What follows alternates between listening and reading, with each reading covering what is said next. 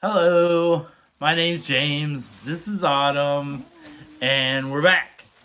And today we thought we would talk about Niagara Falls. In a world that was innocent and pure, the year was 2018, and you could easily cross a border between the wilds of the United States and the wilds of Canada. We traveled to Niagara Falls. Yes, we did. So a few years ago, we went to Niagara Falls just to go to Niagara Falls because we thought it would be cool and we like to travel and it's a awesome tourist destination. It is. Thousands of tourists every year go to Niagara Falls for its natural beauty and the multiple tourist attractions that are involved in that. And I highly recommend going there yourself. Yes, because it is a beautiful area. Of course, the falls themselves are a natural, beautiful phenomenon and breathtaking. So, if you get a chance, you definitely have to go and check it out for yourself.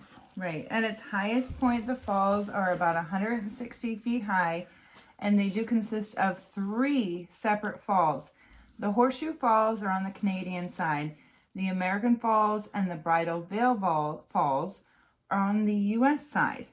Yes, so the Niagara River connects Lake Erie to Lake Ontario, and basically that is what makes up the falls themselves. It's actually a natural wonder in that it's beautiful and stunning, and it provides a lot of hydroelectric power to the United States and Canada. And that's why if you were ever to visit the falls in the middle of the night and think, why doesn't this seem as potent as when I saw it during the day, it's because it's actually being utilized at the time for power. Yes, so Interesting fact. that's true. So we have, with our modern marvels, have diverted some of the water flow and converted that to electricity. So it's natural free electricity, basically. Anyway, so we traveled to Niagara Falls pre-COVID, when you could walk around and cross a border freely. Going over it is a beautiful rainbow bridge that spans the 2 countries, and then you go through customs. And at the time, all you needed was a passport, which was pretty easy. That's true. So basically, you would go up to the border crossing, they would ask you a few questions, you would show your documents, and along you went. And you were in Canada, and you were able to go and do what you wanted in Canada. Don't try to bribe them with wieners. It doesn't work. That's true. Unfortunately, things have happened, coronavirus, so Canadian trips are not that easy. But it is still a beautiful place to visit. You can still go to the American side where many of the attractions are still available. Whether you want to do that now, that's totally up to you. That's true. It's still a place worth going and seeing. The falls themselves are, again, stunning and beautiful. So Niagara Falls has been popular as a tourist destination and a honeymoon spot. Now, this is interesting for me and other history nerds. The first recorded honeymoon was between Theodosia Burr and Joseph Alston was his husband. Theodosia Burr was the daughter of Aaron Burr, the disgraced third or fourth vice president of the United States. Disgraced because he shot Alexander Hamilton in a duel. Interesting fact. But her honeymoon was there, and after that it became a very popular honeymoon destination for couples. And interesting fact for me. Yes, so it's been a tourist destination, it's been a honeymoon destination, it has been a destination for daredevils. Right. So numerous people have gone over the falls, some on purpose, some not. And out of that not many have survived. So it seemed about 2/3 of the people that intentionally went over the falls in a barrel or kayak or whatever their choice was survived. The first recorded one was Annie Taylor, a retired school teacher who decided to go over in a barrel in 1901. She actually survived. It was pretty shocking. I believe she was 63 years old. Yes. In a wooden barrel over the falls. Yes, basically the first woman to go over, the first person to go over, and the first person to survive. Although, since recorded, 5,000 people have gone over the falls either as a daredevil, as a suicide, as an accident, what have you. Not a lot of them made it. Don't try this at home. Annie Taylor even said, Yes. in a teacher voice, no one ought ever do that again. Now, on top of that, of course, currently it's illegal to go over the falls. Right. So don't try this. Don't do that. So Niagara Falls is a tale of two cities. Niagara Falls is Niagara Falls on the U.S. and Niagara Falls on the Canadian side. We spent the night on the Canadian side, and it was lovely. It was a beautiful little town. Yes, so we're going to do a few videos on Niagara Falls. This is the first one. So we were able to walk to all of our destinations. The hotel we stayed at was right on the falls. We walked to the falls.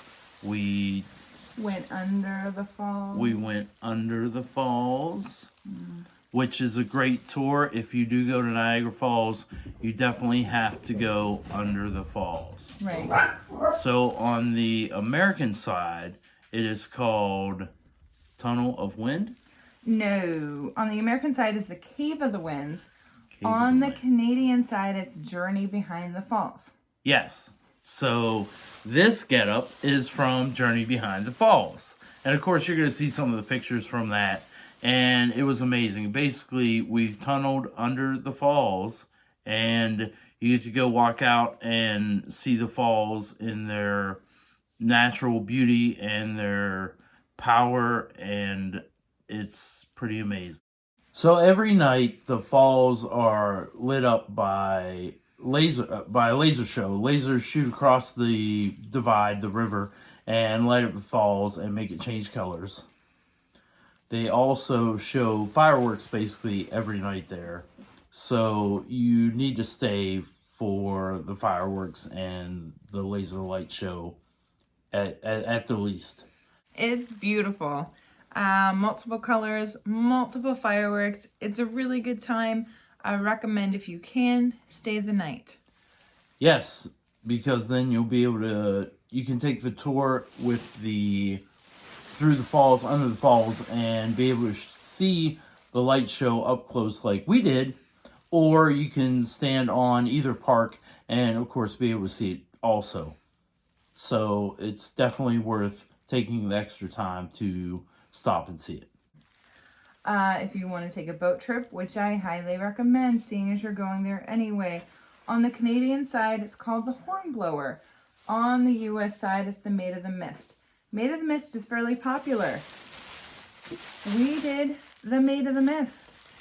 Yes, because we had done enough on the Canadian side, we felt that we needed to also visit the American side basically on our way out. So we stopped by there and took the Maid of the Mist tour, which is also amazing.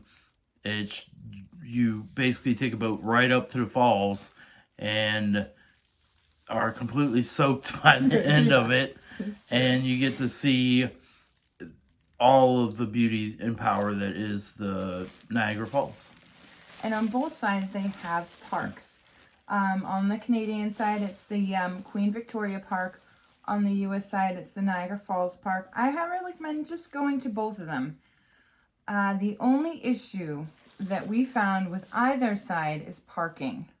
That's true. So we drove there, and we were able to park at our hotel, and then basically we walked everywhere. But we took a couple day trips, and then on the way back, of course, we had to park on the New York side. And there are parking available, but it is not cheap and it is not plentiful, and just be prepared for that, I guess. Yeah, it's a good time otherwise. However, I did find the Canadian side to be slightly more enjoyable. The Canadian side was a bit of a more festival atmosphere. That's kind of true. I mean, the big attraction on the U.S. side was the Maid of the Mist, and then of course the other tour. But it's the Canadian side has tons of side attractions and some tons of other things to do while you're there. And in our next video, we'll cover a lot of that. Whereas the New York side didn't seem to have any of that really available. So, sad face. Yeah, get a passport. You'll be fine. Anyway, that's it for us. Yes. If you watch this video to the end, you're amazing. If you're a subscriber, thank you so much. Everyone have a great day. Bye.